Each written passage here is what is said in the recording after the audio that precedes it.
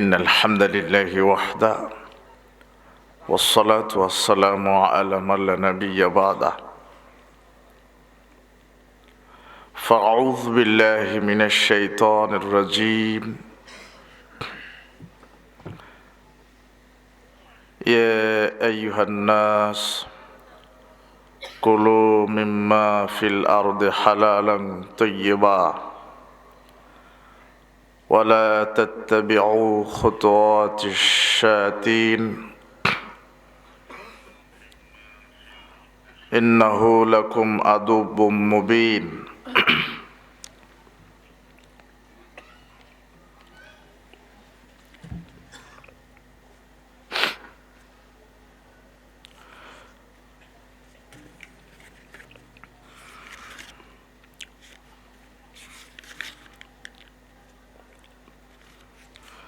قال رسول الله صلى الله عليه وسلم إن الشيطان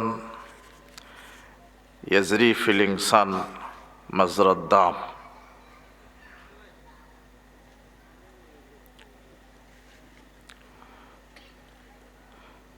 وقال الله تعالى يا أيها الناس كلوا مما في الأرض حلالا طيبا ولا تتبعوا خطوات الشيطان إنه لكم عدو مبين إنما يأمركم بالسوء والفحشاء وأن تقولوا على الله ما لا تعلمون إلى آخر الآية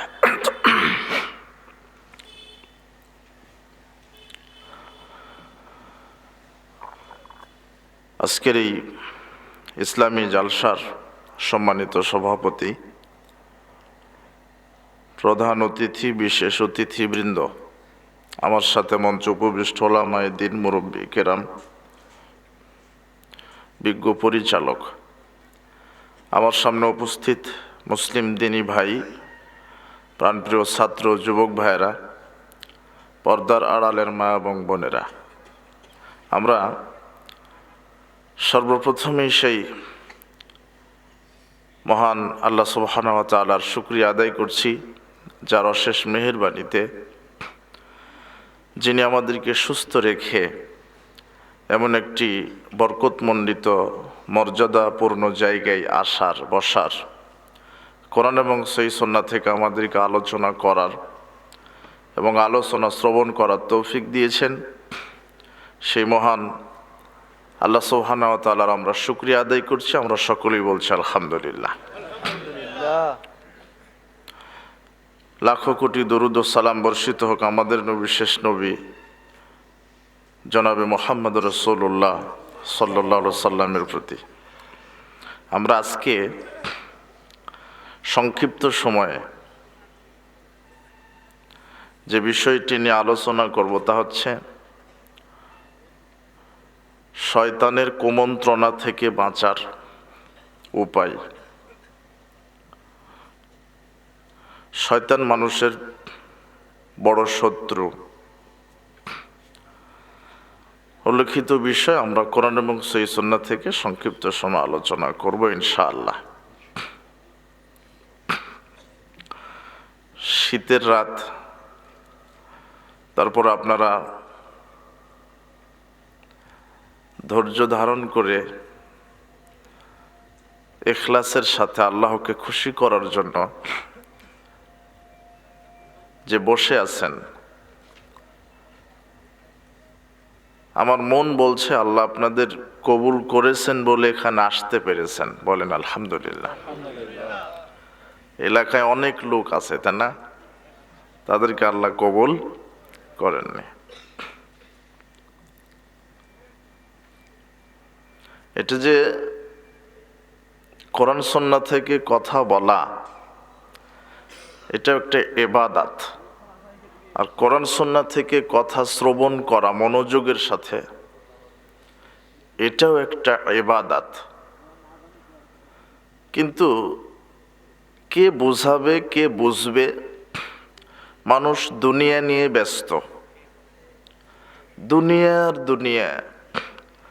আজকে জানুয়ারির 1 তারিখে এখানে ইসলামী সম্মেলন হবে, জালসা হবে। কমপক্ষে 1 মাস আগে থেকে প্রচার শুরু হয়েছে, সবাই জানে। তারপরেও সবাই ব্যস্ত। আজকের দিনটা ব্যস্ততা পরিহার করে এখানে সময় দিতে পারেনি, মানুষ এত ব্যস্ত। আল্লাহ সুবহানাহু ওয়া তাআলা বলছেন, ফাম্মা মান তাগা ওয়া আসারাল হায়াতাদ দুনিয়া, যে দুনিয়ার জীবনে ব্যস্ততা দেখালো, দুনিয়ার জীবনকে প্রাধান্য দিল, যে ব্যক্তি সীমা লঙ্ঘন করে দুনিয়ার জীবনকে প্রাধান্য দিল, ফাইন্নাল জাহিমা হিয়াল মাওয়া, আল্লাহ বলছেন তার থাকার জায়গা হবে জাহান্নাম। আজকে অধিকাংশ মানুষ মূল বিষয়টা নিয়ে মাথা ব্যথা নেই, শাখা প্রশাখা নিয়ে মাথা ব্যথা। আপনি মসজিদে যাবেন, মুখে দাড়ি নাই এটা নিয়ে কথা বলবে না, মাথায় টুপি নাই এটা নিয়ে কথা বলবে, যে তুই সালাত আদায় করলি টুপি পরলি না। অথচ টুপি পড়ে যে নেকি হবে, টুপি না পড়ে সালাত আদায় করলে একই নেকি। টুপির কোনো ফজিলত নাই, পাগড়ির কোনো ফজিলত নাই। আজকে কিন্তু মুখে যে দাড়ি নাই এ ব্যাপারে বলে না, যে তুমি সালাত আদায় করলে তোমার মুখে দাড়ি কই, বলে দাড়ির কথা। অথচ দাড়ি রাখা ওয়াজিব, দাড়ি রাখা কি ওয়াজিব। যে দাড়ি কাটে, চাঁচে, ছাটে, সে কবিরা গুনাহগার, বড় পাপী। তো সমাজের রীতিনীতিটা এরকম। 5 ওয়াক্ত ফরজ সালাতের খবর নাই, কিন্তু জানাজায় তাকে যেতেই হবে।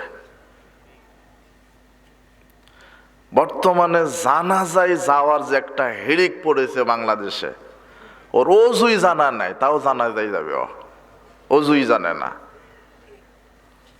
আচ্ছা, এত মনে হচ্ছে যে বাংলাদেশে একেবারে রাতারাতি ইসলাম কায়েম হয়ে গেল। এই যে 50-1 কোটি লোক জানাজায় গেল, কিন্তু কয়জন লোক ফরজ সালাত 5 ওয়াক্ত আদায় করে? এত জানাজা, এরা তো স্লোগান দিতে পারত।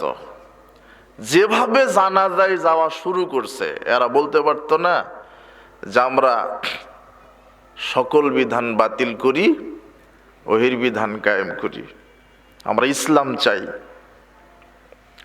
কিন্তু মূল আসলটার খবর নাই মানুষের, নকলটা নিয়ে তাড়াহুড়া। তো আমাদেরই বোঝানোর ব্যর্থতা, যার কারণে জাতিকে আমরা এখনো সঠিকটা বোঝাতে পারিনি। এই যে এখানে এসেছেন আজকে, এটা হলো মাজলিসুল ইলম, জ্ঞানের বৈঠক। এটা কিসের বৈঠক? রাসূল সাল্লাল্লাহু আলাইহি ওয়াসাল্লাম বলছেন এর যে এত মর্যাদা, ইন্নাল মালাইকাতা তাজাউ লিআজনিহাতি রিজান লিতালিবিল ইলম। যখন কোনো মানুষ বিদ্যা অর্জন করার জন্য কোনো মাজলিসে পায়ে হেঁটে আসে, তখন আল্লাহ সেই ব্যক্তির মর্যাদার দিকে লক্ষ্য করে সেই ব্যক্তিটার পায়ের নিচে ফেরেশতার ডানা বিছিয়ে দেন। আজকে এখানে এসেছেন, আপনার প্রত্যেকটা কদমে কদমে মনে করছেন যে আপনার পাটা পড়েছিল মাটিতে, আসলে মাটিতে পড়েনি। কোথায় পা পড়েছে? ফেরেশতাদের ডানার উপরে। কথা বুঝেছেন? আগামীকাল 100 বার হাঁটবেন, যাবেন, আর ডানার উপরে পড়বে না। আজকে এখানে এসেছেন, যদি নিয়ত ভালো থাকে। মাজলিসে আসার আদব আছে, এখানে এসে জ্ঞান অর্জন করতে হয়। এই মাজলিসের যে গুরুত্বটা, হয় এটা আমাদের বলার ব্যর্থতা, না হলে আপনার বোঝার ব্যর্থতা। রাসূল সাল্লাল্লাহু আলাইহি ওয়াসাল্লাম বলছেন, ইন্না লিল্লাহি তাবারাকা ওয়া তাআলা মালাইকাতান সায়ারাতান ফুদুলান। আল্লাহর একদল বিশেষ পর্যটক ফেরেশতা রয়েছে, যাদের দায়িত্ব, আল্লাহ শুধু দায়িত্ব দিয়েছেন তাদেরকে, যে তারা পৃথিবী ঘুরে দেখবে, পর্যটন করে দেখবে যে কোথায় কোরআন হাদিসের মাজলিস, জালসা অনুষ্ঠিত হচ্ছে, কোথায় কোরআন হাদিসের আলোচনা হচ্ছে। ফাইজা ওয়াজাদু ফিহি যিকরুন ইয়াতাতাবাউনা মাজালিসা যিকর। এই একদল ফেরেশতা খুঁজতে খুঁজতে যখন এই কোরআন হাদিসের মাজলিসটা পেয়ে যায়, ফাকাআদু মাআহুম, তখন ওই মাজলিসের যত নারী পুরুষ, তাদের চতুর্দিকে ঘিরে ফেরেশতারাও বসে পড়েন। সুম্মা হাফফা বা'দুহুম ইলা বা'দিন, এরপরে তারা একজনার ডানার উপর আরেকজনার ডানা ভর দিতে দিতে দিতে দিতে প্রথম আকাশ পর্যন্ত ফেরেশতারা পৌঁছে যায়। ফাইজা তাফাররাকু, যখন মাজলিসটা শেষ হয়, আরাদু সাইদু ইলাস সামায়ে, তখন এই একদল ফেরেশতা আল্লাহর কাছে চলে যান। আল্লাহ ফায়াসআলুহুমুল্লাহু আযজা ওয়া জাল মিন আইনা জিইতুম, আল্লাহ তখন ওই একদল ফেরেশতাকে জিজ্ঞাসা করে, তোমরা কোথায় থেকে আসলে? ওয়া হুয়া আলামু বিহিম, আল্লাহ তাদের চেয়ে ভালো জানেন না যে কোথায় থেকে গেল। এরপরও আল্লাহ জিজ্ঞাসা করেন, এই ফেরেশতা, তোমরা কোথায় থেকে আসলে? তখন আল্লাহ বলেন, ফেরেশতা মণ্ডলী বলেন, জিনা মিন ইনদি ইবাদান লাকা ফিল আরদ। আল্লাহ, ওই যে রংপুর বদরগঞ্জ এলাকায় একটা জালসা হচ্ছিল, খুঁজতে খুঁজতে সেই জায়গাটা পেয়ে গেছিলাম, ওখানে বসেছি। আপনার কিছু বান্দারা ইউসাব্বিহুনাক, আপনার তাসবিহ পাঠ করেছে, ওখানে বলেছে সুবহানাল্লাহ। ইহমাদুনাক, আপনার প্রশংসা করেছে, তারা বলেছে আলহামদুলিল্লাহ। ওই হাল্লিলুনাক, তারা বলেছে লা ইলাহা ইল্লাল্লাহ। ওই কাব্বিরুনাক, তারা বলেছে আল্লাহু আকবার।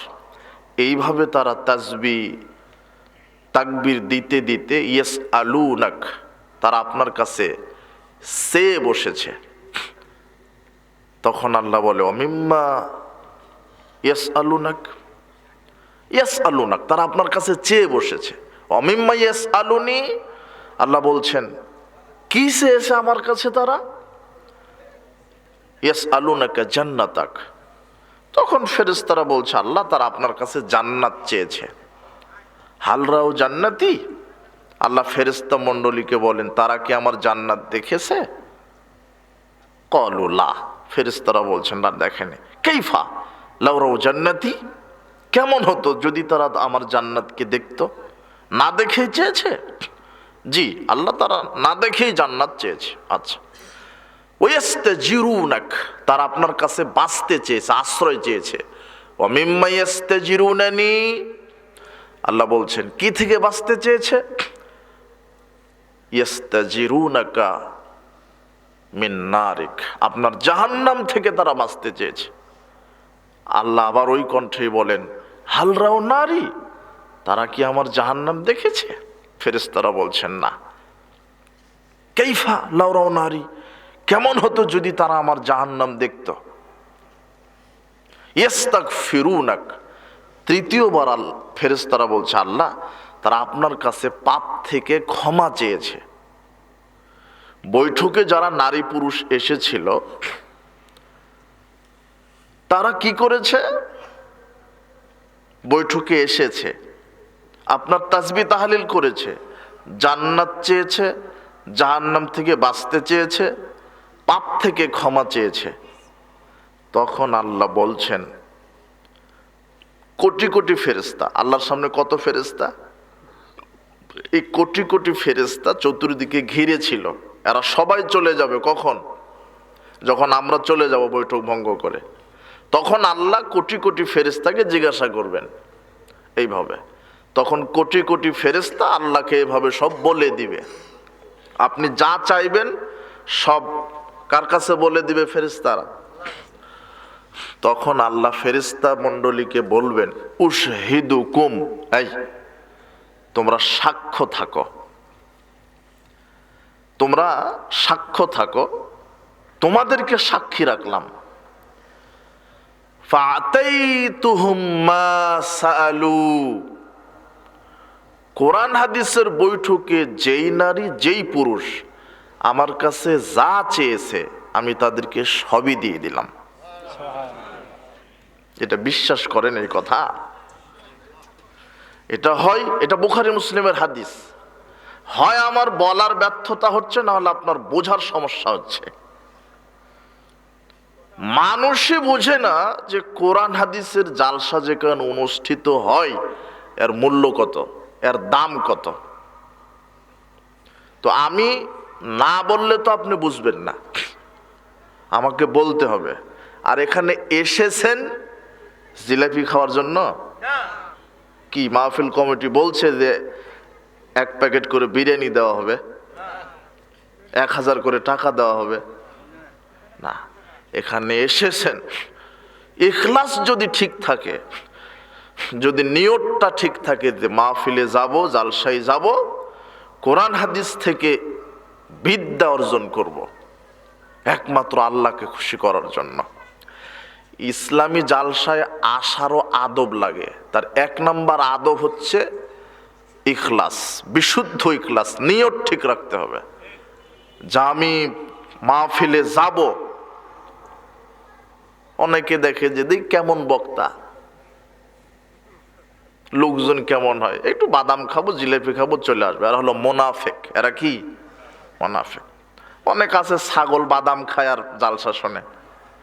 বাদাম খেতে কিন্তু অনেক ধাপ পেরোতে হয়। বাদামটা নেওয়ার সময়তে পলিথিনের দিকে তাকাতে হয়, তাই না? না কোথায় হাত পড়বে, কথা বুঝেননি? এরপরে নেওয়ার পরে বাদাম ফাটাতে হয়, কিন্তু বাদাম ঠিক মতো চাপ না পড়লে কিন্তু ফাটবে না। বাদামের কি আছে, জায়গা মতো চাপ না পড়লে কি, যতই চাপ দেন কি হবে না। তাহলে ওটা লক্ষ্য করতে হবে। এরপরে বাদামের ওপরে লাল কি আছে, ছাল আছে, ওটা কি করতে হবে, সিলাইতে হবে। এরপরে মুখে দিবেন, তাক ঠিক রাখা লাগবে না, নাকের মধ্যে ঢুকে যেতে পারে, তাই না? এরপর একটা সাবান দিতে হবে। এতগুলি সেক্টর কাজ করতে গেলে ওর বক্তৃতার ভিতরে মাথা থাকবে, কথা বুঝেননি? তো কিছু ছাগল আছে এরা বাদাম খায়, বক্তা কেমন দেখে। তো মাহফিলে আসার আদব আছে, এটা আগে শেখা লাগবে। এই নিয়ত ঠিক নাই বলে। আর এক মুসাব বিন উমাইর, তার আন্দোলনে গোটা আরব আমিরাতে ইসলামী রাষ্ট্র কায়েম হয়ে গিয়েছিল, আলহামদুলিল্লাহ। একজন মুসাব বিন উমাইর।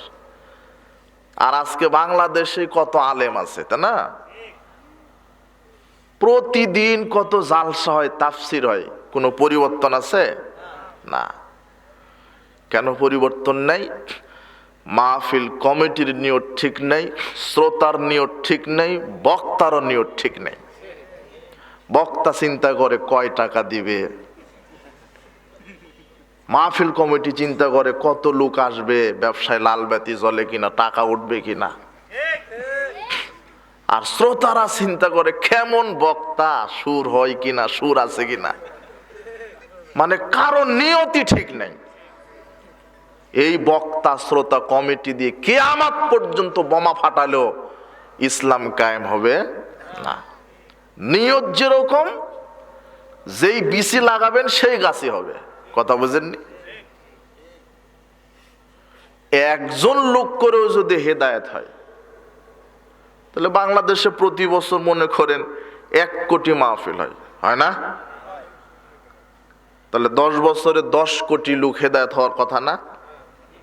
কিন্তু 20 কোটি সুর তৈরি হয় কেন? এই নিয়ত ঠিক নাই। ইন্নামাল আমালু বিন্নিয়াত, প্রত্যেকটা আমল কিসের উপরে নির্ভরশীল? নিয়তের উপরে। তা আপনি এখানে এসেছেন, হেদায়েত পান না কেন? আপনার নিয়তই ঠিক নাই। তাহলে মাহফিল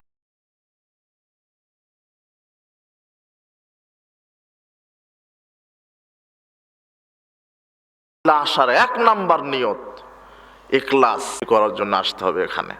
1 2 আসার সাথে সাথে বসে পড়তে হবে। আদব এটা, বসে বক্তব্য শুনতে হয়। রাসূল বলছেন মাজালাসা কাউমুন মাজলিসান ইয়াযকুরুনাল্লাহ, যখন কোনো গ্রামের লোকেরা কোরআন হাদিসের বৈঠকে এসে বসে আলোচনা শোনে, কি করে? ইল্লা নাদাহুম মুনাদিম মিনাস সামা, আল্লাহ তখন আরশ থেকে আহ্বান করে বলেন কুমু মাগফুরাল লাকুম, হে আমার বান্দারা, যারা শুরু থেকে শেষ পর্যন্ত বসে আলোচনা শুনেছ, এখন তোমরা উঠে পড়ো, উঠে চলে যাও, কেননা আমি তোমাদের বিগত সব পাপগুলিকে ক্ষমা করে দিয়েছি। ওয়া বুদ্দিলাত সাইয়্যাতুকুম হাসানাত, আর বিগত সব পাপগুলিকে নেকি করে দিয়েছি। আমি এই বাক্যটা আমি একটু পরে বোঝাবো, ওই বুখারী মুসলিমের হাদিসটা আগে ইবারত করে নি। তো এখানে আসার আদব 1, নিয়তটা ঠিক রাখতে হবে 1 2 বসে ভদ্রতা, শালীনতা, শিষ্টাচার বজায় রেখে বক্তব্য শুনতে হবে মনোযোগের সাথে। 3 তাসবিহ তাহলিল করতে হয় মাঝে মাঝে। 4 আল্লাহর কাছে কিছু চাইতে হয়। 5 জাহান্নাম থেকে বাঁচতে চাইতে হয়। 6 পাপ থেকে ক্ষমা নিতে হয়। এই 6টা বৈশিষ্ট্য লাগবে শুধু প্রোগ্রামে এখানে এসে বসতে। কয়টা বৈশিষ্ট্য থাকলে? 6টা। সে আদর্শ শ্রোতা। আমি এটাই অন্তত আজকে এই বিদ্যাটা শিখে যান যে জালসার আদব, বৈঠকের আদব। 7 নম্বর বৈশিষ্ট্য কি? বৈঠক ভঙ্গের দোয়া না পড়া পর্যন্ত উঠা যাবে না। ইযা আরাদা ইয়াকুমা মিনাল মাজলিস, আবু বারজাল আসলামী রাদিয়াল্লাহু আনহু বলছেন, রাসূল সাল্লাল্লাহু আলাইহি ওয়াসাল্লাম যখন কোনো মাজলিস শেষ করার ইচ্ছা করতেন, কোনো বৈঠক ভঙ্গ করার ইচ্ছা করতেন, এটা কি মাজলিস? মাজলিস হলো আরবি, বাংলা কি? বৈঠক। এটা একটা কি? কিসে বসে আছেন? বৈঠক। ওই তাফসির মাহফিল বলেন, জালসা বলেন, মাহফিল বলেন, সভা সমিতি বলেন, সমাবেশ বলেন, জনসমাবেশ বলেন, যাই বলেন, রাসূল সাল্লাল্লাহু আলাইহি ওয়াসাল্লাম যখন এগুলি বৈঠক ভঙ্গ করতেন তখন এই দোয়াটা বলে ভঙ্গ করতেন। কি দোয়াটা? সুবহানাকা আল্লাহুম্মা বিহামদিকা আশহাদু আল্লা ইলাহা ইল্লা আনতা আস্তাগফিরুকা ওয়া আতুবু ইলাইক। এটা আবু দাউদের হাদিস। নাসাই সুনানুল কুবরার 10140 নম্বর হাদিসে আসছে, আয়েশা রাদিয়াল্লাহু আনহা বলছেন, মাজালাসা মাজলিসান কাত্ত আও তাওয়াদ্দা উদওয়ান কাত্ত আও সাল্লা সালাতান কাত্ত আও তাআলা কোরআনান কাত্ত। রাসূল সাল্লাল্লাহু আলাইহি ওয়াসাল্লাম যখন বৈঠক শেষ করতেন, সভা সমিতি শেষ করতেন, তাফসির মাহফিল শেষ করতেন, জনসমাবেশ শেষ করতেন, মিছিল মিটিং শেষ করতেন, কোরআন তেলাওয়াত শেষ করতেন, ওযু শেষ করতেন, সালাত শেষ করতেন, ইল্লা খুতেমা বি যালিকা বিকালিমাত, শুধু এই কালেমা দিয়ে শেষ করতেন। শুধু একটা মাত্র দোয়ার মাধ্যমে শেষ করতেন, শুধু ইল্লা, শুধু এই কালেমা দ্বারা। কি কালেমা? সুবহানাকা আল্লাহুম্মা বিহামদিকা আশহাদু আল্লা ইলাহা ইল্লা আনতা আস্তাগফিরুকা ওয়া আতুবু ইলাইকা। যখন তিনি বৈঠক শেষ করতেন, সালাত শেষ করতেন, অজু শেষ করতেন, কোরআন তেলাওয়াত শেষ করতেন, তো অজু শেষের দোয়া তো আপনি মনে বলবেন যে অজু দোয়া তো আমরা জানি, আবার অজু শেষে আবার এই দোয়া বলতেন। হ্যাঁ, রাসূল সাল্লাল্লাহু আলাইহি ওয়াসাল্লাম বলেছেন, মান তাওয়াজ্জা ফাহসানাল উদওয়া, যে ব্যক্তি অজু করলো, সুন্দর করে অজু করলো, সুম্মা ক্বাল, এরপরে বলল কালেমা শাহাদাত, জানেন না, আশহাদু আল্লা ইলাহা ইল্লাল্লাহু ওয়াহদাহু লা শারীকা লাহু ওয়া আশহাদু আন্না মুহাম্মাদান আবদুহু ওয়া রাসূলুহু, ফতিহাত লাহু আবওয়াবুল জান্নাতি সামানিয়া। রাসূল সাল্লাল্লাহু বলছেন, আল্লাহ ওই ব্যক্তির জন্য জান্নাতের 8টি দরজা খুলে দেন। ইয়াদখুলু মিন আইহা শা, যে কোনো দরজা দিয়ে সে জান্নাতে প্রবেশ করতে পারে। কিন্তু রাসূল সাল্লাল্লাহু আলাইহি ওয়াসাল্লাম অজু করতেন, অজু শেষ করে কালেমা শাহাদাত পাঠ করতেন, করার পরে যখন তিনি অজু থেকে উঠতে চাইতেন তখন তিনি বলতেন সুবহানাকা আল্লাহু ওয়া বিহামদিকা আশহাদু আল্লা ইলাহা ইল্লা আনতা আস্তাগফিরুকা ওয়া আতুবু ইলাইক। এখন বুঝেছেন কি? সালাত শেষ করে এই দোয়া বলতেন। সালাত শেষ মানে আসসালামু আলাইকুম রাহমাতুল্লাহ, আসসালামু আলাইকুম রাহমাতুল্লাহ, সালাত শেষ না। এরপরে তো তিনি জিকির আজগার করতেন, তিনি বলতেন আল্লাহু আকবার, আস্তাগফিরুল্লাহ, আস্তাগফিরুল্লাহ, আস্তাগফিরুল্লাহ। তিনি বলতেন আল্লাহুম্মা আনতাস সালাম ওয়া মিনকাস সালাম তাবারাকতা ইয়া যাল জালালি ওয়াল ইকরাম। তিনি বলতেন আয়াতুল কুরসি। তিনি বলতেন ফরজ সালাতের পরে যে ব্যক্তি আয়াতুল কুরসি পাঠ করবে ওই ব্যক্তিটা জান্নাতে যাওয়ার প্রতিবন্ধকতা হচ্ছে মৃত্যু। যেই ব্যক্তিটা 5 ওয়াক্ত ফরজ সালাতের পরে আয়াতুল কুরসি পাঠ করার আমল থাকবে, এই লোকটা মৃত্যুবরণ করার সাথে সাথে কবরকে আল্লাহ জান্নাতের টুকরা বানিয়ে দিবেন। তাহলে এটা আমল তিনি করতেন, তিনি করতে বলেছেন। এরপরে বলেছেন তোমরা সুবহানাল্লাহ বলো 33 বার, আলহামদুলিল্লাহ বলো 33 বার, আল্লাহু আকবার বলো 34 বার। এগুলো আমল তিনি শিখিয়ে দেননি। একজন দরিদ্র লোক, গ্রাম্য বেদুইন মিসকিন লোক এসে বলছেন, আল্লাহর নবী, আমরা তো গরিব মানুষ, আমরা 5 ওয়াক্ত সালাত আদায় করি, রমাদানে সিয়াম রাখি, কিন্তু ধনী যারা এরা জিহাদ ফান্ডে দান করে, অস্ত্র কিনে দেয়, এরা হজ করে, যাকাত দেয়, 5 ওয়াক্ত সালাত আদায় তো করে করে, রমাদানের সিয়াম রাখে তো রাখে, হজ করে, যাকাতও দেয়, তাহলে কি ধনীরা আমাদের চাইতে বেশি নেকি পেল না? তো আল্লাহ নবী বলছেন কথা তো ঠিক। তখন আল্লাহ আমাদের নবীকে বলছেন তুমি এই আমলটা মিসকিন লোকটাকে শিখিয়ে দাও। কি? আল্লাহর নবী বলছেন, শোনো মিসকিন দরিদ্র লোক, আমি তোমাকে একটা আমল শিখিয়ে দিই। সেটা কি? প্রত্যেক ফরজ সালাতের পরে সুবহানাল্লাহ 33 বার বলো, আলহামদুলিল্লাহ 33 বার বলো, আল্লাহু আকবার 34 বার বলো।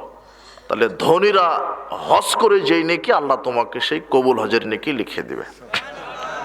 তাহলে এটা একটা আমল, তার মানে এটা করতে বলেছেন।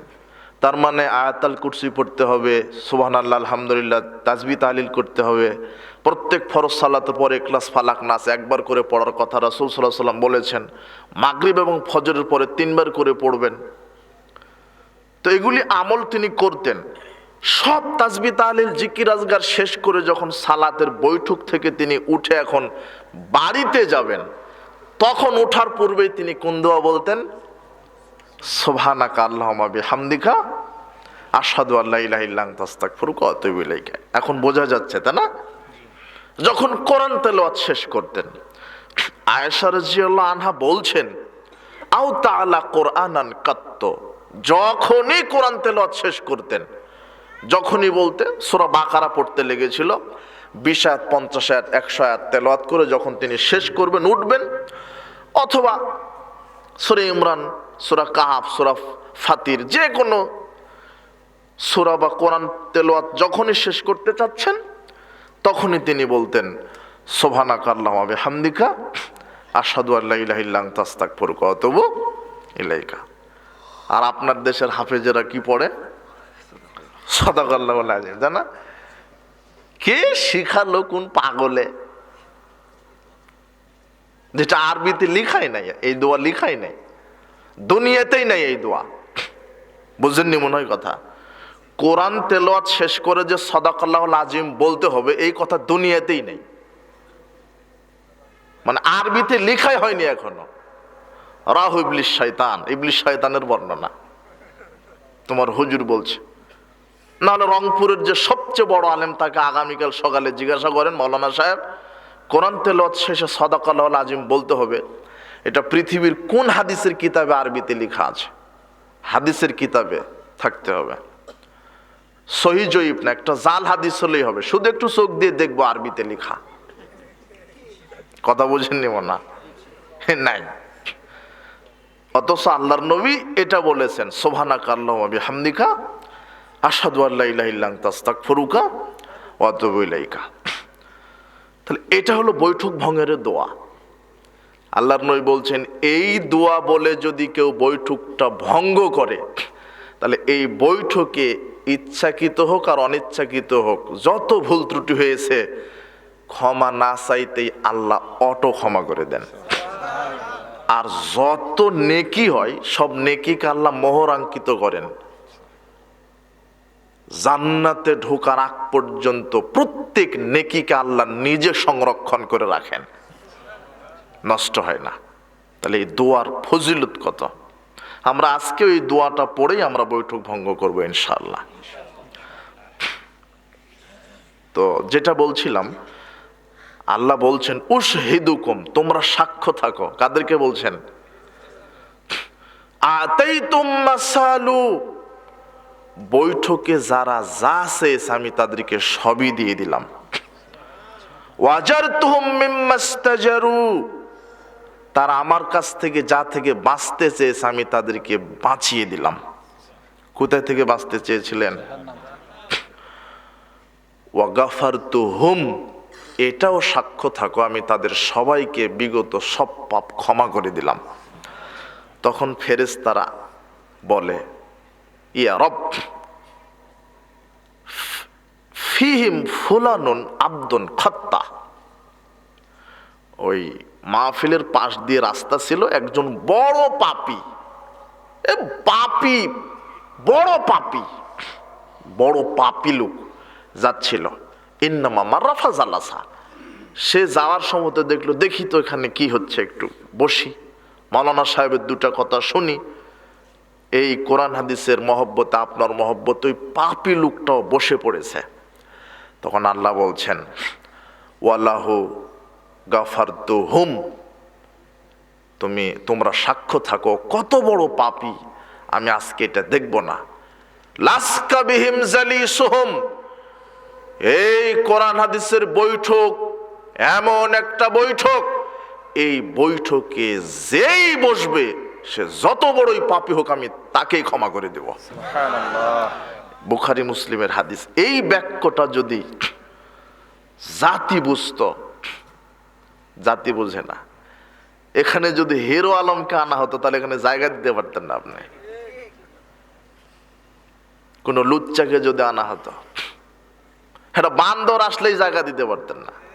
একটা বান্দর, তাহলে মানুষের ঈমান কোথায়, কোন পর্যায়ে গেছে?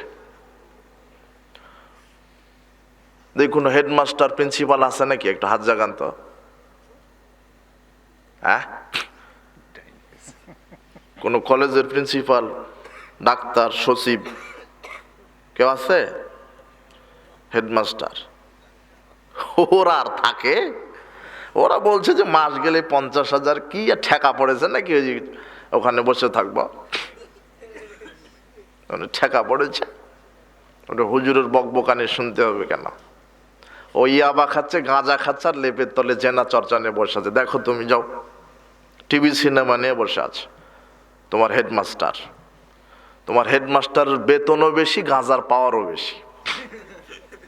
তোমার বদরগঞ্জের যে ভ্যান চালক সর্বোচ্চ আকিস কোম্পানির বিড়ি খায়, টাকা কম। আর যে হেডমাস্টার, ওর বেতন 50,000, ও বলছে আমার আকিস খেলে হবে অন্তত ব্যঞ্জন সুইচ, যেটা কুকুর সিগারেট খায় না। তুমি খাও সিগারেট, তোমার বাপ খায় সিগারেট, তোমার হেডমাস্টার খায় সিগারেট, তোমার বোন খায় সিগারেট। যাও তোমরা কুকুরের সাথে দেখা করো, কুকুরের সামনে সিগারেটটা ফেলে দাও, কুকুর পেশাব করে দিতে রাজি আছে, তবু কুকুর মুখে দিতে রাজি নয়, যেটা তোমরা খাও। তুমি আর শরীয়ত কি দিয়ে বুঝবে? তো যে জায়গাতে তুমি বসে আছো এই জায়গাটার মূল্য দেখো। আল্লাহ বলছেন যে এখানে যেই বসবে আমি তাকে কি করে দিব? তোমাকে আল্লাহ কবুল করেছো, বলো তো আলহামদুলিল্লাহ। এটা আমার বিশ্বাস যে যারাই কোরআন হাদিসের যার সাথে বসবে, আচ্ছা লোকটা হেদায়েত পাবে কিভাবে? এখানে বসলে তো পাবে, কথা বুঝেননি? কিন্তু ওর পাওয়ার সুযোগই নাই। এখানে আপনি বসেছেন মানে আল্লাহ আপনাকে বাছাই করেছে। এখন ওই বাক্যটা আপনাকে বোঝাই। আল্লাহ বলছেন যারা শুরু থেকে শেষ পর্যন্ত কোরআন হাদিসের আলোচনা শুনেছ, তোমরা উঠে বাড়িতে যাও, আমি তোমাদের বিগত সব পাপ ক্ষমা করে দিলাম। আর বিগত যত পাপ ছিল সব পাপকে আমি নেকি করে দিলাম। এই বাক্য কি বুঝতে পেরেছেন? বিগত যত পাপ ছিল সব পাপকে কি করে দিলেন? সব পাপকে তো ক্ষমা করেছেন, কিন্তু সব পাপকে কি করে দিয়েছেন? নাকি?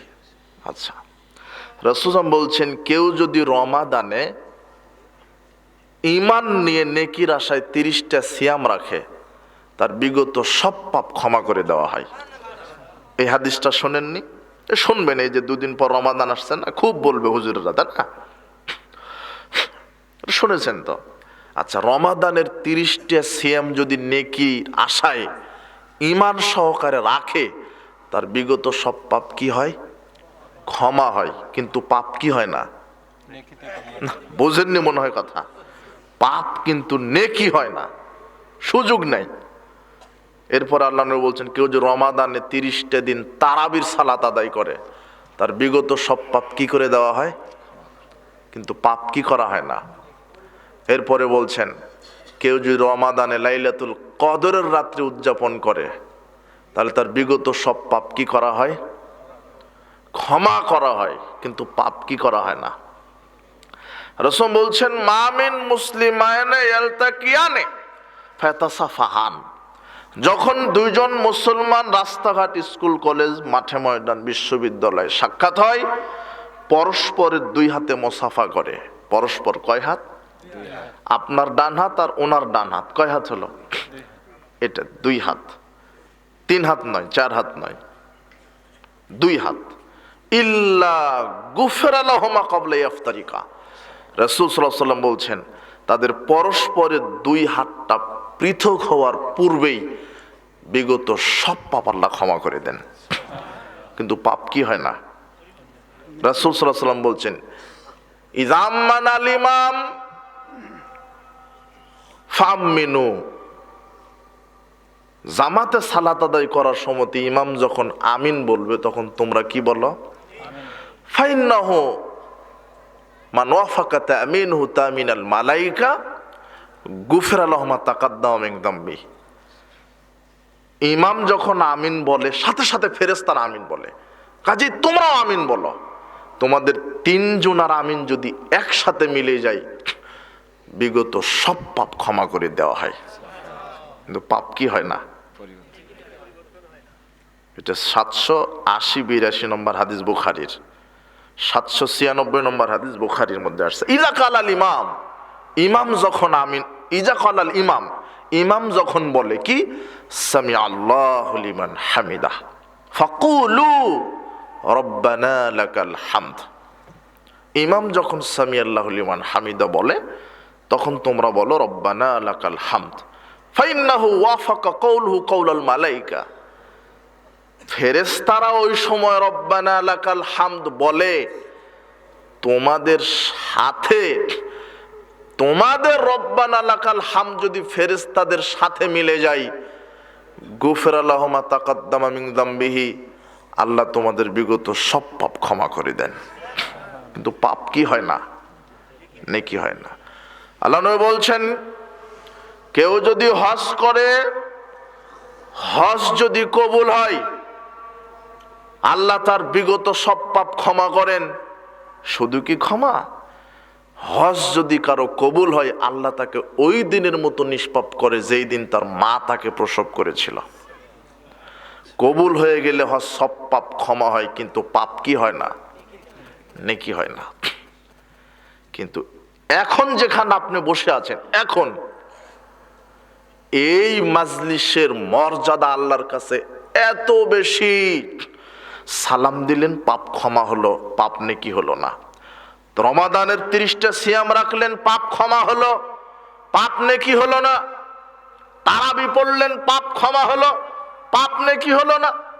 লাইলাতুল কদর উদযাপন করলেন সারা রাত, পাপ ক্ষমা হলো, পাপ নেকি হলো না। হজ করলেন, পাপ ক্ষমা হলো, পাপ নেকি হলো না। জোরে আমিন বললেন, পাপ ক্ষমা হলো, পাপ নেকি হলো না। রব্বানা লাকাল হামদ বললেন, পাপ ক্ষমা হলো, পাপ নেকি হলো না। কিন্তু আল্লাহ বলছেন, কেউ যদি কোরআন হাদিসের মাজলিসে বসে, বিগত সব পাপ তো ক্ষমা করি করি, বিগত সব পাপকে আমি নেকি করে দিই। এখানে বসে আছেন আপনি, ওই কপাল পোড়া জানে যেখানে কি হচ্ছে, ওর তো জানা নাই। এখানে বসলে আপনি ঈমান শিখবেন, আকীদা শিখবেন, সালাত শিখবেন, ওযু শিখবেন, তাহাজ্জুদ শিখবেন, তারাবি শিখবেন, জানাজা শিখবেন। এটা তো ইলমের মার্কাজ। এখানে না বসলে আপনি শিখবেন কি? এখানে না বসলে সালাত শিখবেন কি করে? এই জন্য এই মাজলিসুল ইলম, ইলমের বৈঠকের মর্যাদা আল্লাহর কাছে অনেক অনেক অনেক বেশি। আর কয়েকটা সময় স্থান আছে, যেই কয়েকটা সময় বা জায়গায় স্থানে দোয়া করলে দোয়া ফেরত দেন না। রাসূল সাল্লাল্লাহু আলাইহি ওয়াসাল্লাম বলছেন, যখন কোনো ছাত্র শিক্ষক বিদ্যা অর্জন করার জন্য কোরআন হাদিস খুলে বিদ্যা অর্জন করার জন্য বসে গেছে, একমাত্র শুধু স্পেশাল শুধু তার জন্যই আল্লাহ আকাশের সব দরজা খুলে দেন। শুধু তার জন্য, আর কারোর জন্য না। বলো তো এই যুবক, বলো তো কার জন্য আকাশের দরজা খোলা আছে? যে ব্যক্তি শুধু কোরআন হাদিস বাহির করেছে এলেম অর্জন করবে বলে। রাসূল বলছেন, যখন কোনো কওম কোনো মাজলিসে বসে, এদের মর্যাদার দিকে লক্ষ্য করে আল্লাহ আকাশের সব দরজা খুলে দেন। এখন আপনার সবার জন্য আকাশের দরজা খোলা আছে, রহমতের, বরকতের, ক্ষমার, মাগফিরাতের, রুজির, সব। ক্ষমা নিতে হবে, এখন ক্ষমা চান, ক্ষমা হবে। রুজি দরকার, এখন রুজি চান, রুজি দেওয়া হবে। জান্নাত দরকার, চান।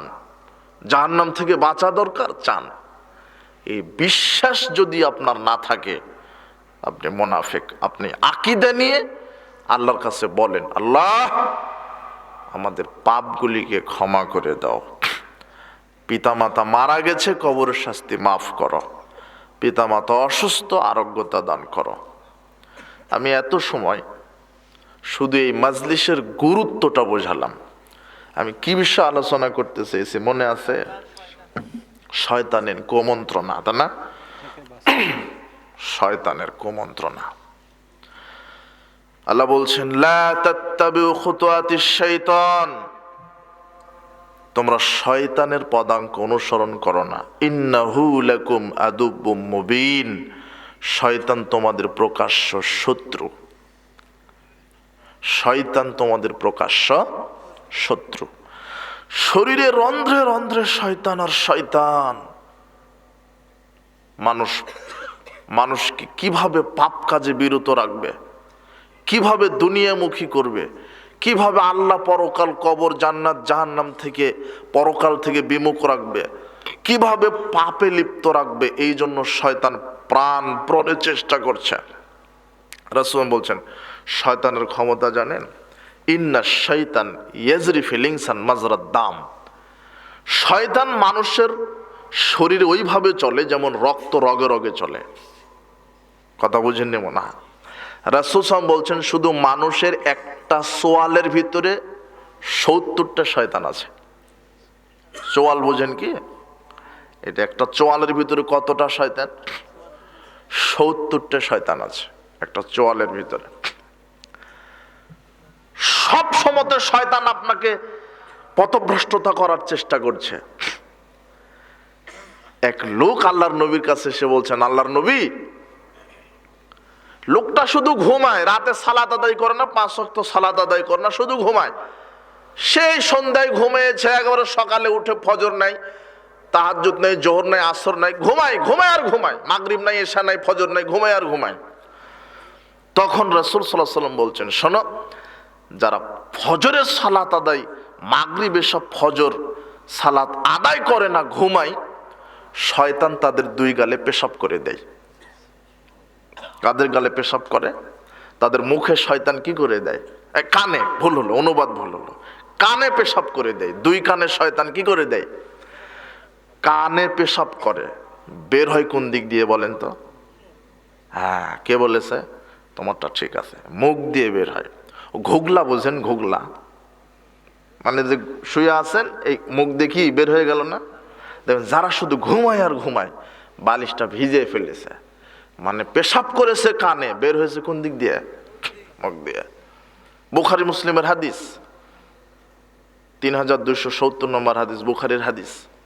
রাসূল বলছেন, যারা ফরজ সালাত আদায় না করে ঘুমায়, তাদের 2 কানে শয়তান কি করে দেয়? পেশাব। আর ফজরের সময়তে শয়তান পিছনে 3টে গিরে দেয়, ঘাড়ের এই পিছনে 3টে গিট দেয়, বাঁধন দেয়, আর বলে, ঘুমাও, রাত অনেক আছে, ঘুমাও, রাত অনেক আছে। ফজরের সময় এরকম হয় না? বোঝেননি মনে হয়? অনেক আছে, রাত অনেক আছে। ঘড়ি দেখছেন 5টা, ও আরো আধা ঘন্টা আছে। এই আধা ঘন্টা বলে সকাল 7টা হয়ে গেছে। কথা বুঝেননি মনে হয়? এই ছেলে শোনো, তোমাকে আজকে বলে দিই, তুমি দেখলে যে ফজর 5:30টায় জামাত, ঘড়ি দেখে 4:30, তখন আর বলবে না যে না রাত অনেক আছে আর একটু ঘুমাই, না, 4:30টায় উঠে যাও। তুমি উঠে দোয়া বলো, অজু করো, তাহাজ্জুদে দাঁড়িয়ে যাও। রাসূল সাল্লাল্লাহু বলছেন, যে ব্যক্তি ঘুম থেকে উঠলো, উঠেই দোয়া বলল, কি বলবে? লা ইলাহা ইল্লাল্লাহু ওয়াহদাহু লা শারীকা লাহু লাহুল মুলকু ওয়া লাহুল হামদ ওয়া হুয়া আলা কুল্লি শাইইন কাদির, সুবহানাল্লাহি ওয়া বিহামদিহি। তারপরে কি? সুবহানাল্লাহি ওয়ালহামদুলিল্লাহি ওয়া লা ইলাহা ইল্লাল্লাহু আল্লাহু আকবার ওয়া লা হাওলা ওয়া লা কুওয়াতা ইল্লা বিল্লাহ। এইটা পড়বে, এই দোয়াটা পড়বে। এই দোয়াটা পড়লে, অথবা বললে আলহামদুলিল্লাহ হিল্লাযী আহইয়ানা বাদা মা আমাতানা ওয়া ইলাইহিন নুশুর। দোয়া পড়ার সাথে সাথে শয়তান যে কয়টা গিরা দিয়েছিল, একটা খুলে গেল। লা ইলাহা ইল্লাল্লাহু ওয়াহদাহু লা শারীকা লাহু লাহুল মুলকু ওয়া লাহুল হামদু ওয়া হুয়া আলা কুল্লি শাইইন কাদির, সুবহানাল্লাহি ওয়াল হামদুলিল্লাহ ওয়া লা ইলাহা ইল্লাল্লাহু আল্লাহু আকবার ওয়া লা হাওলা ওয়া লা কুওয়াতা ইল্লা বিল্লাহ। এটা বলো। আল্লাহর নবী বলছেন, ঘুম থেকে উঠার সাথে সাথে তোমার গোসল ফরজ থাক, স্বপ্ন দোষক, অপবিত্র, কোনো সমস্যা নাই, ঘুম থেকে ওঠার সাথে সাথে এই দোয়াটা পড়ার পরে এখন আল্লাহর কাছে তুমি যা চাইবে সব কবুল হয়ে যাবে, সব কবুল। তাহলে এই দোয়াটা বলো, ঘুম থেকে উঠার দোয়াটা বলো। কয়টা গিরা খোলা হলো? একটা খোলা হলো। দোয়া পড়লেই গিরা একটা খুলে গেল। কে গিরা দিয়েছিল? শয়তান। এরপরে অজু করো, যদি ফরজ গোসলের প্রয়োজন হয় ফরজ গোসল, অজু, অজু করার সাথে সাথে আর একটা খুলে গেল। এরপরে সালাতে দাঁড়াও, তখন আর একটা কি হয়ে গেল? আল্লাহ নবী বলছেন, এই লোকটা সকাল করে প্রফুল্ল প্রশান্ত চিত্তে, সুবহানাল্লাহ। আর যে ফজর না পড়ে ঘুমায়, এ শয়তানের অলসতা মনোভাব নিয়ে ঘুমায়, উঠে, এর জীবনে বরকত হয় না। তাহলে যারা সালাত আদায় না করে ঘুমিয়ে থাকে, 2 কানে শয়তান কি করে দেয়? পেশাব। বের হয় কোন দিক দিয়ে? মুখ দিয়ে। আর যারা ফজর না পড়ে ঘুমিয়ে থাকে, শয়তান তাদের পিছনে 3টা গিট দেয়। 3টা গিট খোলার, 1 নম্বর গিট খোলার অস্ত্র দোয়া, 2 নম্বর অজু, 3 নম্বর সালাত। শয়তান সব সময়তে, শয়তান তোমার পিছনে লেগে আছে সব সময়তে। এই জন্য শয়তানকে পরাজিত করতে হবে। রাসূল সাল্লাল্লাহু আলাইহি ওয়াসাল্লাম আমলও শিখিয়ে দিয়েছেন। একজন মানুষ 24 ঘন্টায় যা কিছু করবে সব রাসূল সাল্লাল্লাহু আলাইহি ওয়াসাল্লাম সুন্নাহ শিখিয়ে দিয়েছেন, দেননি? এই 24 ঘন্টার আমলটা যদি আপনি করেন তাহলে শয়তান আপনার কাছ থেকে পরাজিত হয়ে যাবে। কি হয়ে যাবে? 24 ঘন্টার আমল কি? এই ঘুমাতে যাবে, সেখানে আল্লাহ নবী কি বলছেন? আয়াতুল কুরসি পড়ো। পড়তে বলেননি? ওই আবু হুরায়রা রাদিয়াল্লাহু আনহু বলছেন যে রাসূল সাল্লাল্লাহু আলাইহি ওয়াসাল্লাম আমাকে 7 গার খেজুর পাহারা দিতে দায়িত্ব দিলেন। প্রথম রাত্রে চোর আসলো, তো আবু হুরায়রা মনে করছে চোর, আসলে তো চোর না। প্রথম রাত্রে চোর আসছে, ধরছে, অনয় বিনয় করে ছেড়ে দিয়েছে। দ্বিতীয় রাত্রে আসছে, আবার অনয় বিনয় করছে, ছেড়ে দিয়েছে। তৃতীয় রাত্রে যখন আসছে, আবু হুরায়রা বলছে আজকে আর ছাড়বো না। শয়তান, চোর বলছে যে ছেড়ে দাও, তোমাকে আমি একটা আমল শিখিয়ে দিই। এই রাওয়াইতেলা ফেরাশিক ফাকরা আয়াতুল কুরসি, যখন তোমাকে আল্লাহর পক্ষ থেকে একটা পাহারাদার পাঠিয়ে দিবে। তো সকালবেলা আবু হুরায়রা রাদিয়াল্লাহু আনহু রাসূল সাল্লাল্লাহু আলাইহি ওয়াসাল্লামকে বললেন, আল্লাহ নবী এই ঘটনা। তো বলছে যে ওটা তো শয়তান ছিল, তো ও তো চির মিথ্যা কথা বলে, চির মিথ্যাবাদী। তবে তোমাকে যে কথাটা বলে গেছে, যে হাদিসটা, এটা সত্য। কি? আয়াতুল কুরসি পড়বে। ঘুমানোর পূর্বে কি পড়বে? আয়াতুল কুরসি পড়বে। তাহলে শয়তান আর তোমার কাছে আসতে পারবে না। তাহলে ঘুমানোর সময় আয়াতুল কুরসি সব সময় দেখেন, সব জায়গাতে আপনি যা কিছু করতে চাচ্ছেন সেখানে শয়তান আছেই। সালাতে দাঁড়িয়েছেন, মনে চিন্তা আসে না? যারা ব্যবসায়িক চাকরিজীবী বা ছাত্র, অন্য কোনো সালাতে দাঁড়িয়েছেন, একটা চিন্তা চলে আসে ভিতরে, অন্তরটা স্থির থাকতেই দেয় না। কে দিচ্ছে না? রাসূল বলছে খিনজাব নামের শয়তান। তাহলে কি করো? বাম দিকে 3 বার থুতু নিক্ষেপ করো, ওখানেও শয়তান। সালাত যে আপনি আদায় করছেন, ওখানে বাধা দিচ্ছে কে? শয়তান। সালাতে দাঁড়িয়েছেন, কোরআন তেলাওয়াত করবেন, সেখানে শয়তান। এই জন্য আল্লাহ বলছেন ফাইজা কারাতাল কোরআন ফাস্তাইজ বিল্লাহি মিনাশ শাইতানির রাজিম। আয়াত নাজিল হয়নি?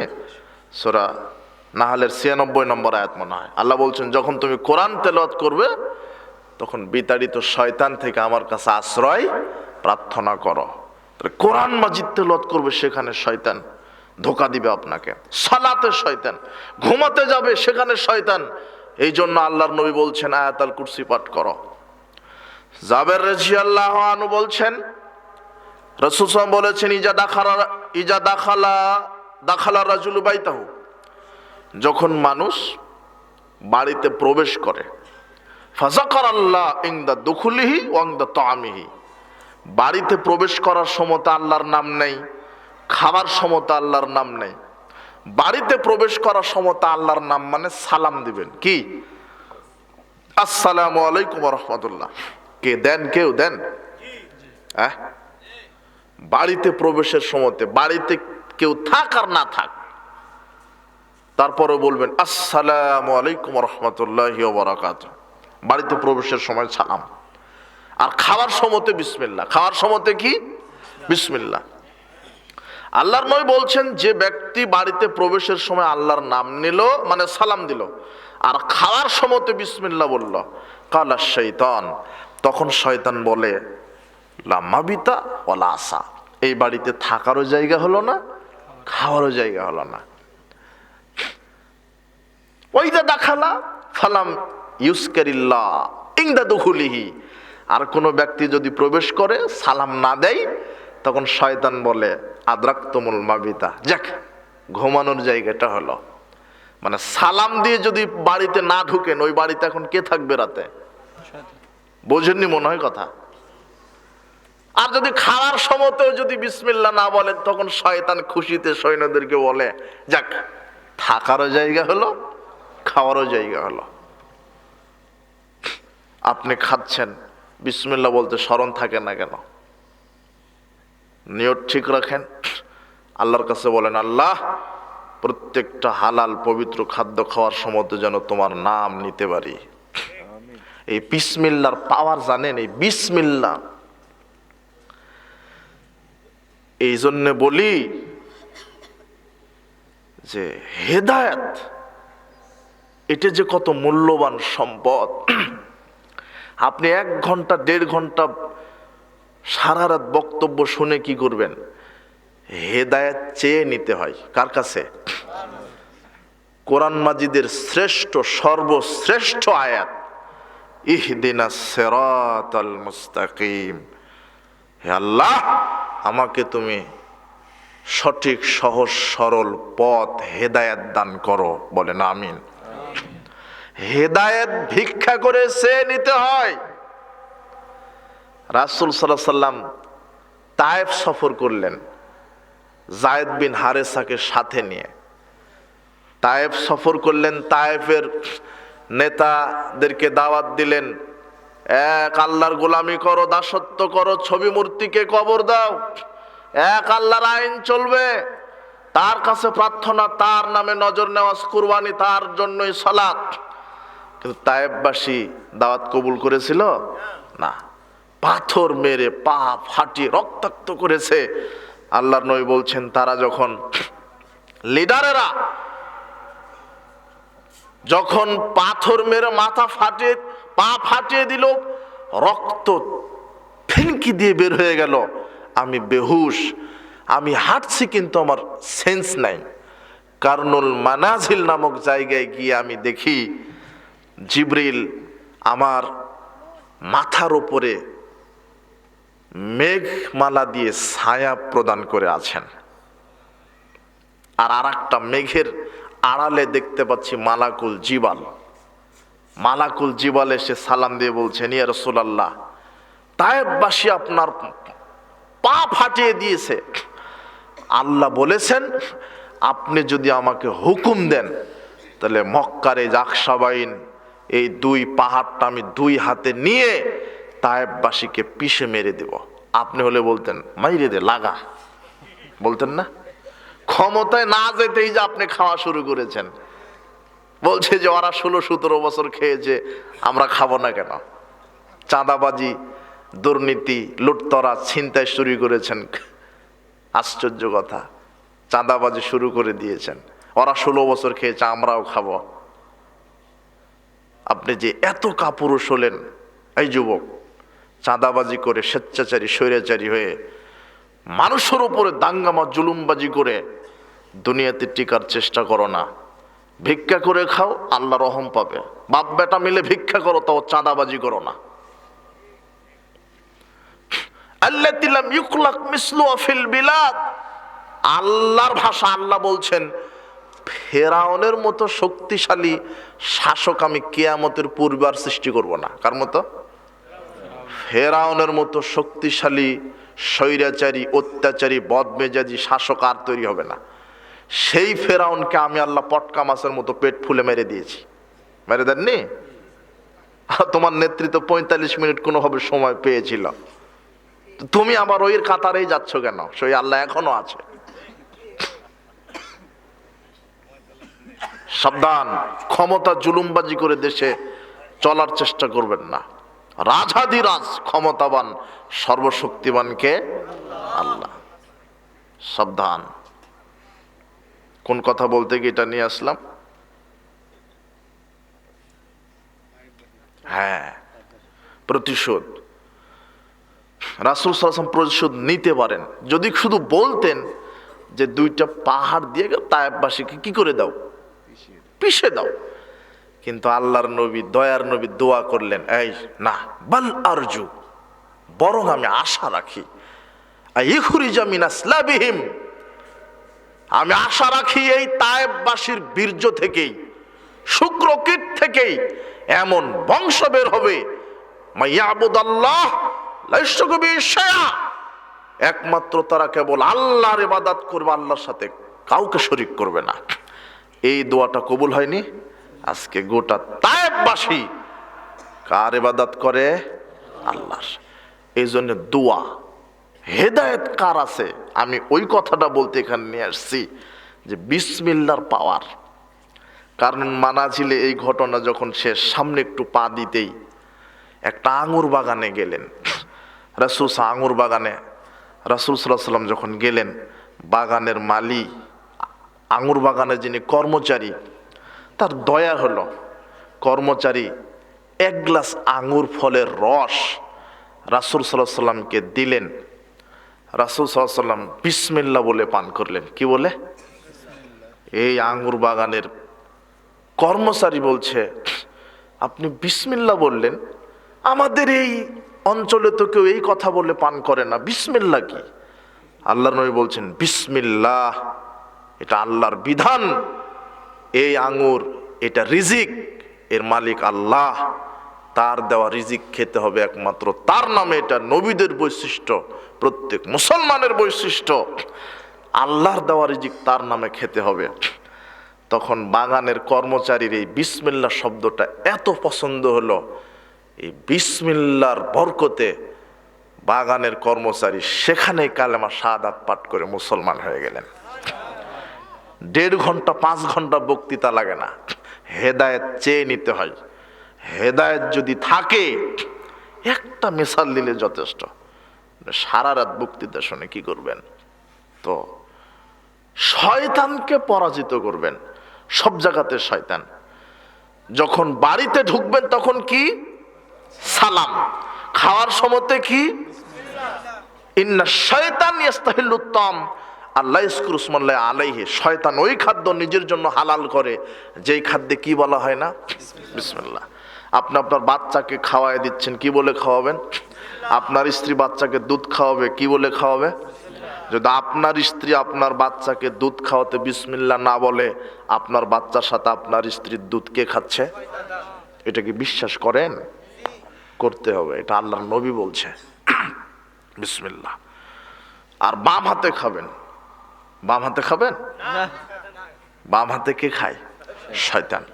মানে নগদ যদি শয়তানকে দেখতে চান, নগদ একবার হাত পা কান চক্ষু সব ঠিক আছে, তাহলে কাকে দেখতে হবে? যে বাম হাতে খাচ্ছে। কথা বুঝেন নিব না। শয়তান যদি দেখতে চান যে শয়তান কেমন, তাহলে দেখবেন যে কে হাতে খাচ্ছে? বাম হাতে। দেখতে হবে শয়তান। সব জায়গাতে শয়তান আপনাকে পথভ্রষ্ট করার জন্য উৎপাত পেতে আছে, সব জায়গাতে। তো এরপরে কি করবেন? তাহলে মনে থাকবে, বাড়িতে প্রবেশের সময় কি? সালাম, আসসালামু আলাইকুম ওয়া রাহমাতুল্লাহি ওয়া বারাকাতুহু। আর কি? খাওয়ার সময়তে বিসমিল্লাহ। আর কোন হাতে খাবেন? ডান হাত। বাম হাতে কে খায়? শয়তান। আর রাত্রে খাবার পাত্র ঢেকে রাখবেন, দরজা জানালা বিসমিল্লাহ বলে বন্ধ করবেন, তাহলে আর শয়তান প্রবেশ করবে না। বিশ্বাস করেন, মানুষের রন্ধ্রে রন্ধ্রে শয়তান মানুষকে পথভ্রষ্ট করার জন্য আছে। এরপরে বাড়িতে বেশি বেশি কোরআন মাজিদ তেলাওয়াত করবেন। কি করবেন? শয়তান থেকে বাঁচার অস্ত্র। আল্লাহ নবী বলছেন, ইন্না শাইতান ইয়ানফিরু মিনাল বাইত, নিশ্চয় শয়তান ওই বাড়ি থেকে পলায়ন করে। আল্লাযী তুকরাউ ফি সূরাতিল বাকারা, যেই ঘরে কোন সূরা তেলাওয়াত করা হয়? বাকারা। যেই বাড়িতে কোরআন মাজিদ তেলাওয়াত করা হয় সেই বাড়িতে শয়তান থাকে, আর যেই বাড়িতে কোরআন তেলাওয়াত করা হয় না সেই বাড়িতে কে থাকে? শয়তান। তাহলে কোরআন তেলাওয়াত করবেন। আজকের ইসলামী সম্মেলনে একটা শিক্ষণীয় জরুরি বিষয়, ওই পরিবার, ওই বাড়ি আদর্শ পরিবার, আদর্শ বাড়ি, যেই বাড়িতে নিয়মিত কি তেলাওয়াত হয়? কোরআন। গান বাজনা বাজে, তাই না? টিভি সিনেমা বাজে, নাটক বাজে, ও আদর্শ না, ওটা হলো জাহান্নামের টুকরা। ওই যে গতকাল 31st নাইট পালন করলে আতশবাজি, পটকাবাজি, কত মানুষের ঘুম হারাম করেছো তুমি, মাটি থরথর করে কাঁপিয়ে দিয়েছো তুমি। তুমি মরে দেখো মাটি তোমাকে কিভাবে কাঁপায়, ভালোভাবে বুঝতে পারবা। 31st নাইট পালন করো, মানে ডিসেম্বরের 31 তারিখ দিবাগত রাত চলে গেলেই 1 তারিখ আসলেই তুমি উল্লাসে মেতে পড়ো। আহা, তুমি 31st নাইট পালন করো, তুমি গান দিয়ে, মাদক দিয়ে, জুয়া দিয়ে, নারী দিয়ে, নর্তকী দিয়ে পালন করো। এটা ইহুদি খ্রিস্টান বিজাতিদের নীতি। আল্লাহর নবী বলছেন, মান তাশাব্বাহা বিকওমিন ফামিনহু, যে যেই জাতের অনুকরণ করবে সে সেই জাতিতে রূপান্তরিত হবে। তুমি মুসলিম, হ্যাঁ, তুমি বছরকে বিদায় দিতে পারো ওই 31 নাইটের রাত 12টার সময় তুমি অজু করে 2 রাকাত সালাত আদায় করার পরে তুমি এইভাবে তো 31 নাইট পালন করতে পারতে। আল্লাহ, বিগত 2025 সাল না জানি কত জেনে বুঝে পাপ করেছি, তুমি সব পাপগুলি ক্ষমা করে দাও। এভাবে পারতে না তুমি? আগামীর এই নতুন বছরটা তুমি আমাকে কোরআন এবং সহিহ সুন্নাহর উপরে টিকে থাকার তুমি তৌফিক দান করো। এভাবে তো পালন করতে পারতে, সেজদায় শুকরিয়া আদায় করতে পারতে। কিন্তু তুমি কত বড় মুনাফিক, নেমো খারাম। আল্লাহর দেওয়া রিজিক খাও, আল্লাহর দেওয়া চোখে দেখো, আল্লাহর দেওয়া পা দিয়ে হাঁটো, আল্লাহর দেওয়া হাত দিয়ে ধরো। এই হাত পা চোখ দিয়ে তুমি শয়তানের গোলামি করেছ। আল্লাহ তোমাকে হেদায়েত দান করুন। তো বলছিলাম যে শয়তান আপনাকে পথভ্রষ্ট করার জন্য রন্ধ্রে রন্ধ্রে শয়তান। আল্লাহ নবী বলছেন শয়তান ওইভাবে চলে যেভাবে রক্ত চলে, শরীরে রক্ত যেভাবে চলে শয়তান ওইভাবে চলে। তো শয়তান থেকে বাঁচার কয়েকটা পদ্ধতি: প্রতিদিন কোরআন মাজিদ তেলাওয়াত করবেন বাড়িতে, 1। 2, বেশি বেশি দান সাদাকা করবেন। 3, জিকির আজগার তাসবিহ তাহলিল করবেন। 4,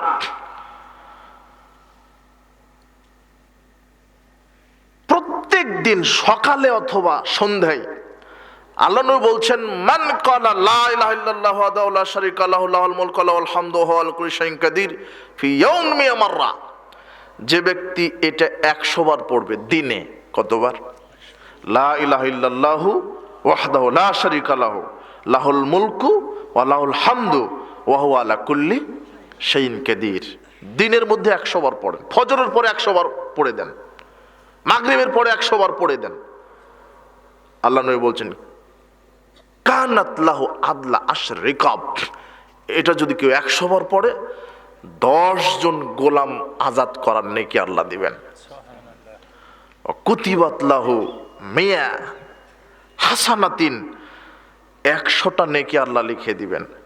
মুহিয়াত আনহু মিয়া সাইয়াতিন, 100টা পাপ ক্ষমা হবে। আর ওই দিন সারাদিন আল্লাহ তাকে শয়তান থেকে হেফাজতে রাখবেন। এই আকীদা বিশ্বাস রেখে আমলটা করেন তো দেখি। এরপর আল্লাহ নবী বলছেন যে ব্যক্তি মসজিদে প্রবেশের সময়তে বলবে আউযু বিল্লাহিল আযীম ওয়া বিওয়াজহিল কারীম ওয়া সুলতানিহিল কাদীম মিনাশ শাইতানির রাজীম, আমি মহাপরাক্রমশালী আল্লাহর সম্মানিত চেহারার মাধ্যমে শয়তান থেকে আশ্রয় প্রার্থনা করছি। আউযু বিল্লাহিল আযীম ওয়া বিওয়াজহিল কারীম ওয়া সুলতানিহিল কাদীম মিনাশ শাইতানির রাজীম। এটা মসজিদে প্রবেশের দোয়া। আপনি জানেন আরেকটা, তাই না? আল্লাহুম্মা ইফতাহলি আবওয়াব রাহমাতিক, ওটাও ঠিক আছে, বুখারী মুসলিম।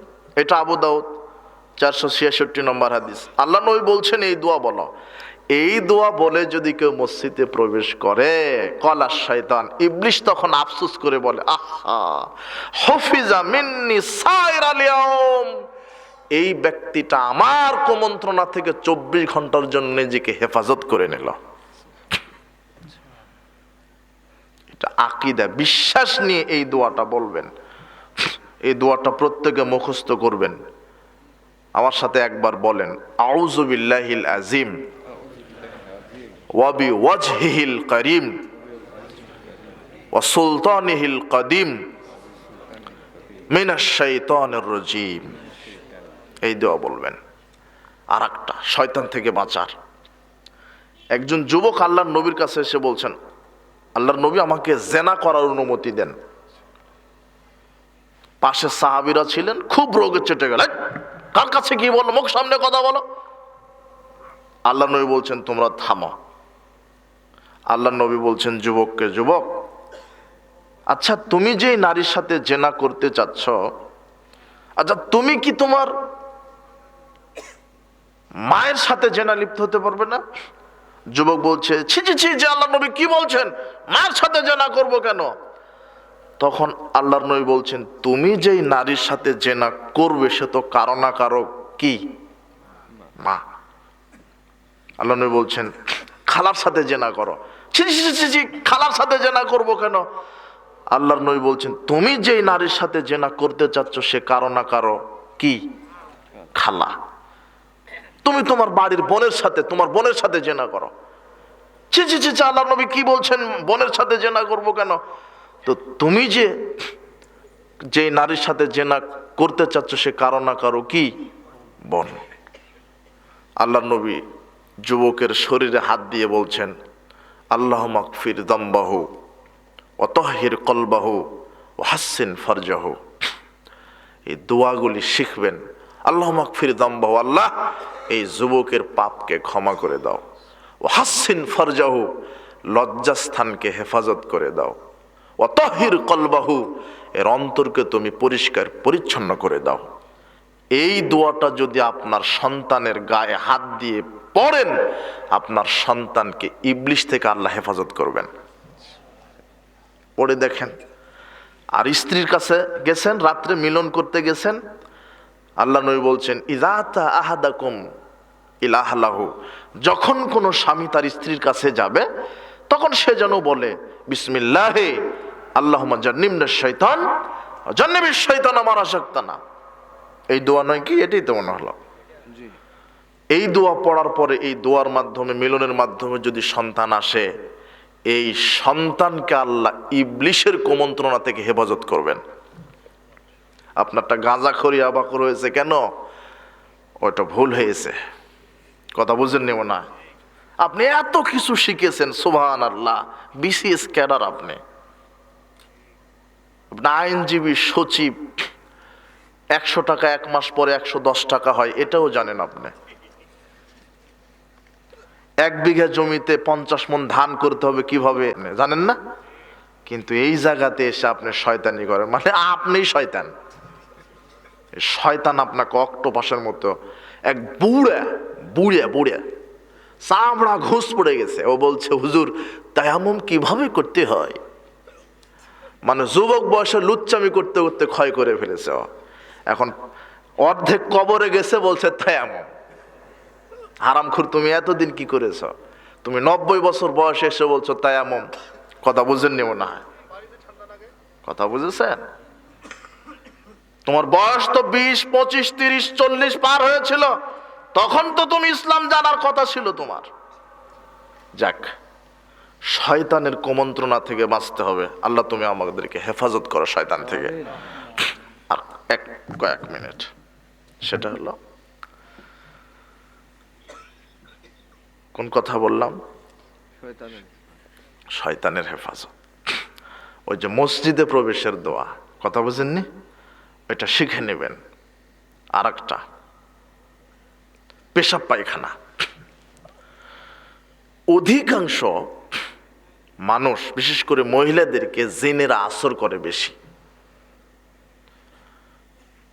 আপনি 24 ঘন্টার আমল করবেন, রাসূল সাল্লাল্লাহু আলাইহি সাল্লাম যে আমলগুলি শিখিয়ে দিয়েছে, শয়তান আপনাকে স্পর্শ করতে পারবে না ইনশাআল্লাহ।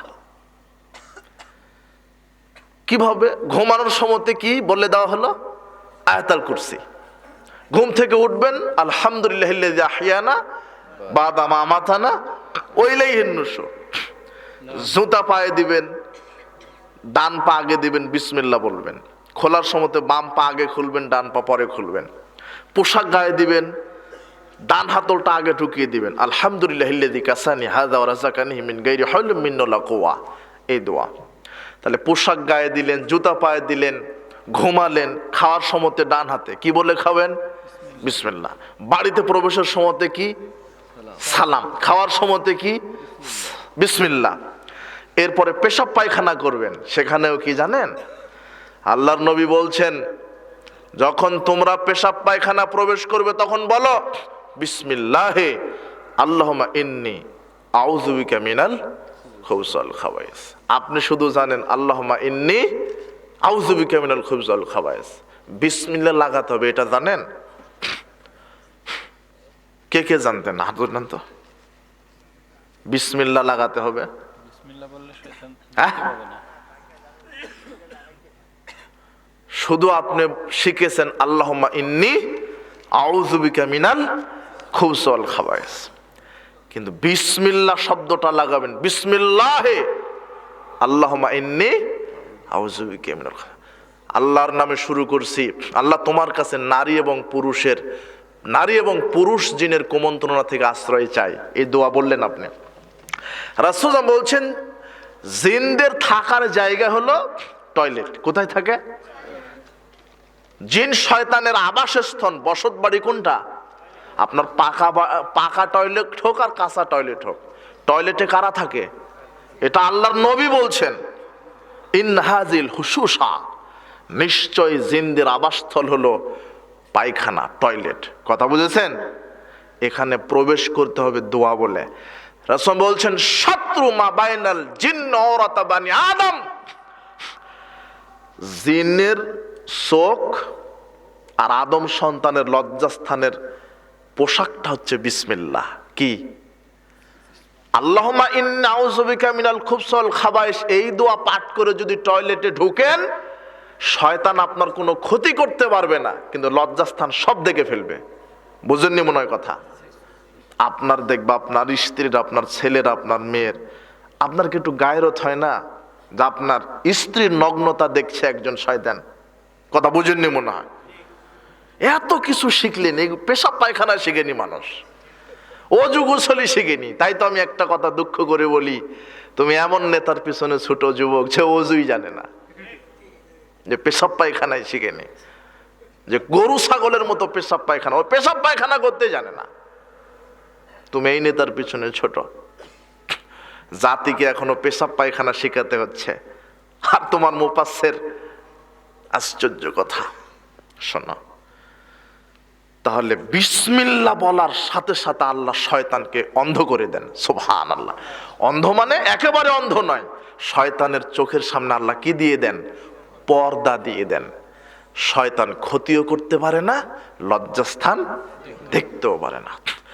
তাহলে খাওয়া, বাড়িতে প্রবেশ করা, ঘুমানো, পেশাব পায়খানা করা, তাসবিহ তাহলিল করা, সালাত আদায় করা, এক কথায় 24 ঘন্টা যা কিছু করছেন, আপনি যদি কোরআন সুন্নাহ দ্বারা নিজেকে পরিচালনা করতে পারেন, শয়তান পরাজিত হবে আর আল্লাহর নেককার ফেরেশতারা আপনার উপরে বিজয় হয়ে যাবে। সুবহানাল্লাহ। মনে থাকবে, এই 24 ঘন্টার আমলগুলি করবেন।